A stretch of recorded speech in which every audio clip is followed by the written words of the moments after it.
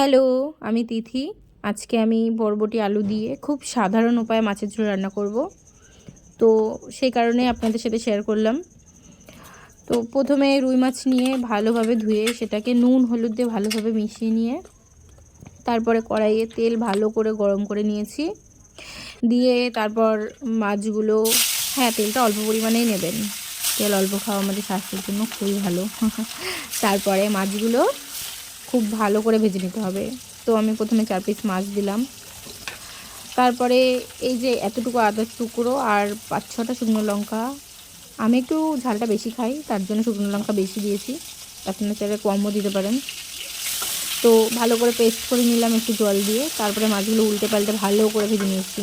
তরকারিতে আমার একটু কড়া মাছ ভাজাই ভালো লাগে, নাহলে আমার কাছে কেমন একটু আষ্টে গন্ধ মানে লাগে। আর কম মাছ ভাজলে না, মানে মাছটা একটু কম লাল করে ভাজলে না নরম নরম হয়ে যায় তরকারিতে। তো সে কারণে আমার একটু কড়া মাছ ভাজা সবসময় ভালো লাগে। তো এই যে মাছের মাথাটা বাকি ছিল, তো এটা ভালো করে ভেজে নিয়ে ওই তেলেই শুকনো লঙ্কা আর জিরে ফোড়ন দিয়ে, একটা শুকনো লঙ্কা চিড়ে ফোড়ন দিয়েছি, মানে একটাই দিয়েছি। তো এই যে বরবটি আলু কেটে ভালো করে পরিষ্কার করে ধুয়ে নিয়ে সেটা কড়াইয়ে দিয়ে দিলাম। এবার নুন হলুদ দিয়ে ভালোভাবে, বেশি করে নুন দিলাম যাতে পরে আর নুন না দিতে হয়। তো ভালো করে ভেজে নিয়েছি কিছুক্ষণ বরবটি আলুটা, প্রায় 5-7 মিনিট। তারপরে এই যে ভেজে নিলাম। তারপরে এই যে মশলাটা করা ছিল না, সেই মশলাটা দিয়ে ওই মশলা ধোয়া বাটি জলটা আবার দিয়েছিলাম একটু পরে। তো এই যে দিয়ে ভালো করে এটা ভেজে নিচ্ছিলাম। তারপরে কিছুটা জিরে পাউডার দিয়ে দিলাম। খুবই কোনো মশলাই এখানে সেমনভাবে ইউজ করা হয়নি, শুধু জিরে আদা শুকনো লঙ্কা দিয়েছি।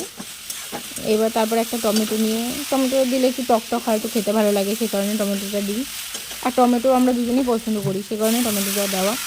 তো যাই হোক, টমেটো দিয়ে ভালো করে একটু কষিয়ে, যে জলটা ছিল জলটা পুরো টানিয়ে নিয়ে ভালো করে কষিয়ে এবার রান্নার মানে ঝোলের জলটা দিয়ে দিলাম।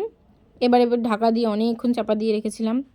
তারপরে এই যে মাছগুলো দিয়ে দিলাম, ভাজা মাছগুলো দিয়ে এই যে হালকা তরকারি, সিম্পল, সেমন কোনো মশলাও নেই যে খুব একটা, সমস্ত মশলাই খুব কম পরিমাণে, কিন্তু লঙ্কাটা একটু বেশি পরিমাণে দিয়েছি ঝালের জন্য। তো লাস্টে এই যে ভাজা জিরের গুঁড়ো, যেটা আমাকে বাড়ির থেকে মা বানিয়ে দিলাম, ভালো লাগলে তোমরা লাইক কমেন্ট শেয়ার করে দিও। টাটা।